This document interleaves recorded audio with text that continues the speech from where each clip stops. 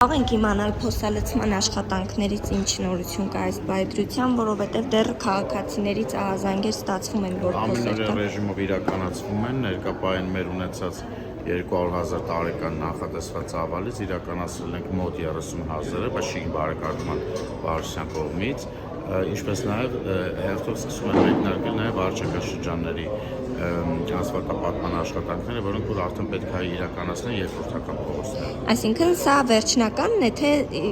տեղային լուծումն է, որից հետո արդեն շարունակական ամբողջ տարվա համար է 200,000 քառակուսի, որը որից նշել են, որից 30,000-ը մենակ այս մեկ ամսվա ընթացքում ենք իրականացրել։ Դրանից հետո նոր արդեն կանցնենք գծանշումները թարմացնելու, որովհետև բնականաբար միջով ասֆալտապատումը տեղի չունենա, գծանշումների մասին խոսելը չի կարող։ Բայց ճիշտ է սառաօթին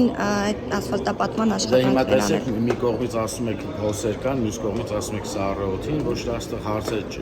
ճշտի եւ սխալի մեջ է, այլ աննախադեպ է եղել, երբ փետրվար ամսին իրականացվել է ասֆալտապատում։ Մենք սկզբից տվել ենք տեղային լուծումներ, ուղղակի փոխսալցում հահով ուղղակի փոս լցնելու դրամաբանության մեջ, բայց ընդհանուր առմամբ հիմա արդեն անցել ենք նաև խոշոր տեխնիկաների կիրառմամբ ասֆալտացում ու դա եղանակային պայմանները թույլ է տալիս։ Որքան գումար է հատկացվել դրանց համար։